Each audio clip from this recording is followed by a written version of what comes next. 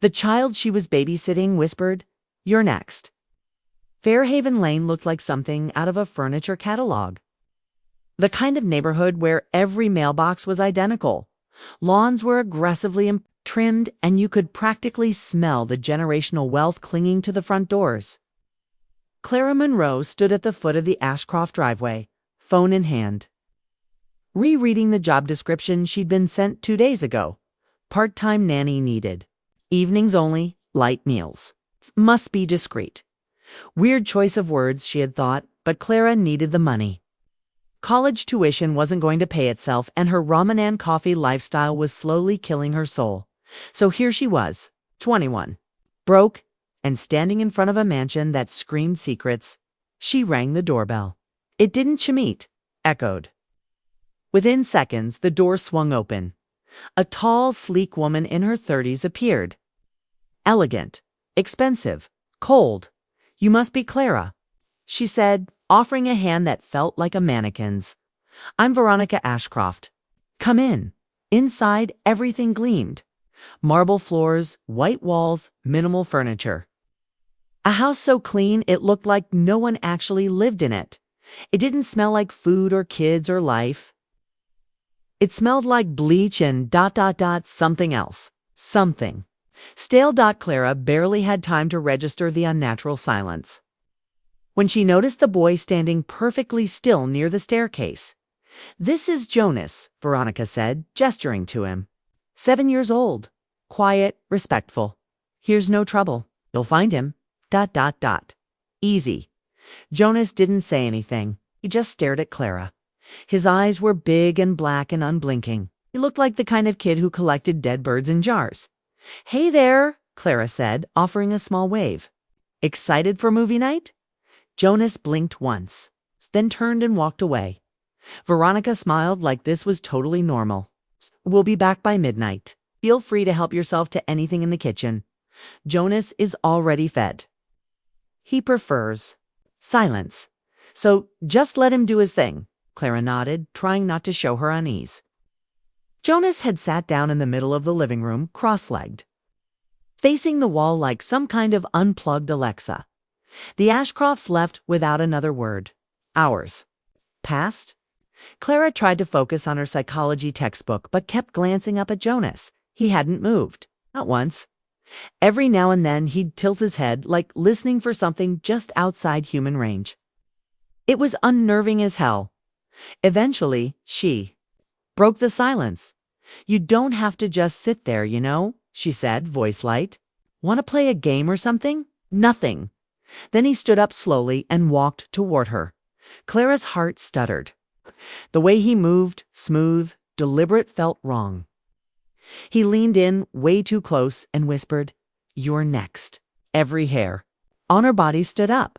"What did you say?" she asked, her voice dry. Jonas blinked once. She said, "You're next." Who said that? But Jonas was already walking away, like the conversation was over. Clara sat frozen for a long time. She finally got up and made a cup of tea just to have something to hold. Something warm to prove this was still the real world later that night. She went looking for extra blankets and found a door in the hallway she hadn't noticed before. It creaked open to reveal a staircase. The basement. She flipped the switch. No lights. Her phone flashlight barely cut through the darkness. But she started descending anyway. Curiosity always did get the better of her. The basement was huge and cold. The air was heavy like it hadn't moved in years. As her flashlight skimmed across the floor, she stopped dead in her tracks. Symbols, dozens of them, drawn in white chalk surrounding a large wax circle in the center of the room. Candles melted down to nothing, were arranged in strange geometries, and right in the middle a single red child's shoe, stained. She backed away slowly and bolted upstairs. Jonas was still sitting quietly in the living room. It's like he hadn't moved since she left. The Ashcrofts returned shortly after. Clara didn't say a word, but something had shifted. She could feel it. The next morning, she told her best friend Zoe everything well. Almost everything. Zoe didn't even blink. "That house is giving me serious Children of the Corn vibes." She said, "You ever hear of a cult called the Vessels?" Clara frowned. "Sounds like a band. They recruit kids." Zoe continued, ignoring her. "K? Like indoctrinate them." Some local newspaper ran an article a few years ago.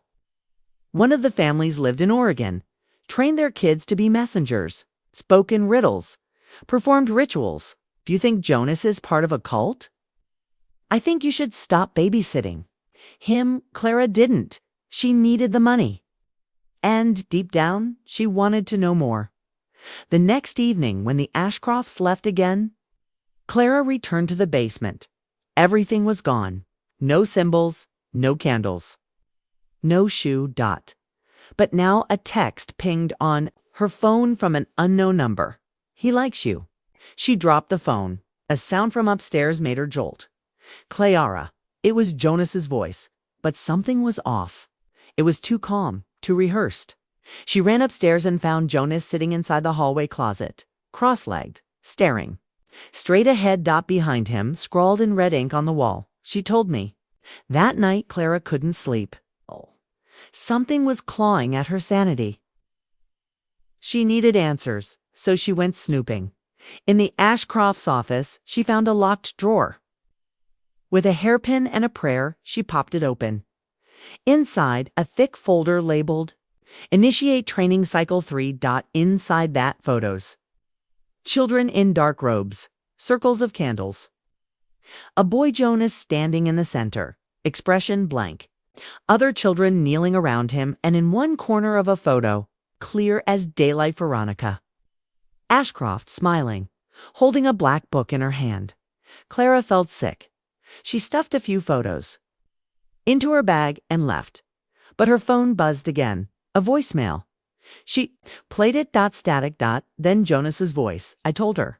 Told her you're next." Then a second voice. Male. Deep. Controlled. "You shouldn't have come back." And just like that, the line went dead. Clara looked up. Heart pounding. Jonas was standing in the hallway. Smiling, Clara stumbled back. The voicemail still echoing in her ears like a siren in a fog. Jonas stood perfectly still in the hallway. That same plastic doll smile frozen on his face. "Jonas," she began, voice shaking. He didn't blink. "You opened the drawer." It wasn't a question. "How do you?" He took one step forward. "She said you would. That's why she left the pictures." Clara's skin prickled. "Veronica." Jonas tilted his head. "The woman in the red room. She talks through the walls." "What red room?" Clara asked, her mouth suddenly dry. Jonas turned and pointed down the hall, toward the basement. No, a different direction entirely, one she hadn't noticed before. A hallway that seemed olly than it should have been. "That wasn't there before," Clara whispered. "She opens it when you're ready," Jonas replied flatly. "She says you're almost ready." Clara looked down at her shaking hands. This wasn't just babysitting anymore. This was initiation. She should have run. She knew that, but she didn't. Something in hers, something she couldn't explain, needed to know, needed to see. She followed Jonas down the hall. The floor creaked under her steps, but not his. The walls felt tighter the farther they walked. Like the house was breathing, watching. Feeding at the end of the hallway was a door painted crimson. Old, flaking, and covered in symbols she'd seen before in the folder. Jonas didn't open. He stepped aside and looked up at her with that void-eyed stare. "She's waiting." Clara reached for the knob. The door creaked open like a scream swallowed in velvet. Inside, the room was dimly lit with hundreds of candles, their flames dancing without wind. The walls were lined with heavy crimson drapes. And in the center of the floor another circle, this one drawn in ash, not chalk. And inside that circle stood a woman. Not Veronica. Older. Paler. Her eyes, milky white, were clouded with cataracts, or perhaps something worse. Clara Monroe. The woman rasped, her voice a dead leaf on wind. "Child of doubt, vessel of the fifth turn. You were born for this." Clara opened her mouth, but no words came. "What? What is this? The woman smiled with cracked lips. The awakening. Suddenly the floor beneath her feet pulsed like a heartbeat. You were chosen, the woman said. Long before you took the job, we've watched you, your loneliness, your need, your hollow hope. All of it brought you here. I didn't ask for this, Clara muttered, stepping back. Jonas stepped into the room. But you stayed. That was your answer. Clara's heart thudded violently. What is this cult? What do you want from me? We are not a cult, the woman hissed. We are the vessels. We don't worship. We prepare. The children carry the prophecy, the blood memory. The adults enforce the order. And you are a bridge. Clara backed up until her spine met the wall. Ah, no! No! This is insane. I'm not part of anything. The woman didn't flinch. The bridge does not decide. It reveals. Then she vanished. No smoke. No flash dot, just gone. The candles blew out darkness. Clara fumbled for her phone, but the screen was dead. She turned, feeling her way along the wall back into the hallway, but it was gone. The door she entered through had disappeared. All that remained was darkness and Jonas's voice behind her. She said, "We must show you, so you understand." So, you believe? What are you talking about? She shouted, spinning around, heart slamming her ribs. Jonas was closer than before. We'll take you to the hollow. What the hell is the hollow? But Jonas only smiled wider. By morning, Clara was found asleep on the Ashcrofts' pristine white couch. The folder gone. Her phone recharged on the coffee table. Veronica stood over her, offering a cup of tea like nothing had happened. You'll find Jonas in the sunroom, she said calmly. He's painting today. Clara blinked. Did you drug me? Veronica's smile was warm and hollow. You're welcome to leave, Clara. You always have been. Clara stood, her muscles aching, and walked toward the sunroom. There Jonas sat, brush in hand, painting on a giant canvas. His strokes were methodical. What are you painting? She asked. He didn't look up. The hollow. She moved closer. Her breath hitched. The painting was a forest, but twisted. Not like any forest she'd ever seen. Crooked trees, red sky, shadows that looked like human figures watching from behind the trunks. In the middle, a woman knelt in front of an altar made of bones. That woman looked like Clara. Jonas, she said, voice trembling. Have you been there? He dipped his brush in red. We're going tonight. Clara stumbled back. I'm done. I'm quitting. I'm not coming back here. Jonas set the brush down. You will, he said simply. They always come back. That night, Clara couldn't sleep. The more she tried to forget, the louder the images screamed in her brain. The folder, the symbols, the red door, the forest in Jonas's painting. She opened her laptop. She typed, the vessels, the hollow red room cult. At first, nothing. Then an old blog, buried deep in the internet. Last updated in 2003. Only one post remained. They recruit through loss, isolation, doubt, always a child, always a woman. If you see the hollow, you're already part of it. If a child whispers, you're next run. But it won't matter. The hollow will find you. Clara shut the laptop and stared at her reflection in the darkened screen. Outside, across the street, 3 children stood on the sidewalk, silent, watching her window. Clara didn't sleep that night. How could she? The children standing outside her window vanished the moment she flicked on her porch light. But their silhouettes still lingered behind her eyelids every time she blinked. If a child whispers, your next run, she'd stayed. Now the hollow was coming by morning. She had made her decision. No police, no friends, no one would believe her. This thing, this cult, this vessel order was older than the internet. More coordinated than she could even begin to understand. She had only one move left. Face it. She returned to the Ashcroft home one last time. It was oddly quiet. The kind of quiet that feels arranged, like someone muted the world on purpose. Jonas was in the sunroom again. This time, he looked different. Gone was the robotic composure. Instead, he was anxious, like he knew what was coming and wanted no part of it. "They said you're ready now," he whispered, not turning around. Clara didn't ask who they were. She already knew. "I want to see the hollow," she said firmly. Jonas looked up at her. His eyes weren't cold anymore. "We're sad? You're not coming back." She swallowed hard. "Then take me anyway." That night, just past midnight, Jonas led her through the woods behind the Ashcroft estate. Deeper than she'd ever gone before. Trees arched unnaturally. Roots seemed to reach for her ankles. The air grew warmer, thicker, like they were walking into the belly of something ancient.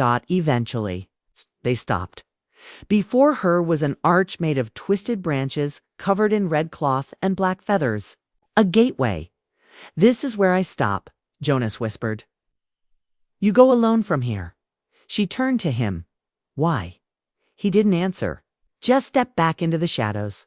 Clara stepped through the arch. The hollow wasn't a place. Not exactly it. Was a memory? A dream? A myth? And yet it was twisted trees, exactly like the painting. Blood-red sky overhead. Shapes watching from between the trunks, just out of sight. Whispers danced on the wind. "You returned," said a voice. The old woman from the red room stood by a stone altar, bones piled high at her feet. "This is the place of truth," she continued. "And every truth has a price." Clara's voice was a whisper. "What am I?" The woman smiled. "You are the bridge." "That doesn't mean anything," Clara snapped. "A bridge to what?" "To memory, to sacrifice, to the awakening of the next vessel." Behind her, Jonah stepped into the clearing. His eyes were hollow now. Truly hollow black pits. No whites, no soul. "They brought me here too," he said, voice flat. "Years ago, I was like you. I didn't run. Why didn't you tell me the truth?" Clara shouted. "Because I couldn't," he murmured. "Not until you were chosen." Clara turned to the old woman, rage boiling in her chest. "Not part of your ritual. I don't believe in your gods. Not your sacrifice." The woman raised one finger. "Oh no, child. Not a sacrifice. A replacement." Clara's breath caught. "What?" "Veronica." The woman whispered. "Time is over. Yours has just begun." From the shadows, Veronica emerged calm, graceful, no longer pretending to be the woman Clara once knew. She trained you, guided you, you resisted, but you stayed. "I'm not staying now," Clara said, stepping back. "You have no choice," Veronica said gently, "because you've seen the hollow. And once you see it, it lives in you." The trees groaned. The shadows closed in, and Clara did the only thing left to do. She screamed, not in fear, but in defiance. "I am not your vessel." The ground trembled. The altar cracked. Candles exploded in sparks. The shadows froze. Then an eerie silence. The old woman staggered. Veronica gasped. Holding her chest, Jonas fell to his knees. Something had broken. Clara stood in the center of the clearing, her hands glowing faintly with light, pure, radiant white light. She looked around. The hollow was fading. The red sky peeled away, revealing stars. The trees straightened. The air cooled. She had rejected it, and the hollow was retreating. Veronica's voice broke through the silence. "You changed it. You altered the ritual." "No," Clara whispered, tears in her eyes. "I ended it." She woke up on the grass outside the Ashcroft home, no morning sun on her face. The house behind her burned to the ground, no sign of Jonas. No, Veronica. Just silence. She walked away, this time for good. 1 year later, Clara lives in a quiet town, works at a small bookstore, and hasn't spoken a word about what happened. Doesn't babysit anymore. And she doesn't dream of the hollow until one night, a child wanders into her shop. He looks up at her with a painted smile and whispers, "You didn't end it." The end. If that final whisper sent chills down your spine, You're exactly where you belong. Welcome to a channel where secrets are never safe, babysitters never sleep, and nothing is ever just a coincidence. Hit subscribe now if you crave more stories that grab your soul and don't let go, because in our world, the last line is never the end. It's the beginning of your next nightmare. Turn on the bell to never know when the next child will whisper, "You're next. You're next."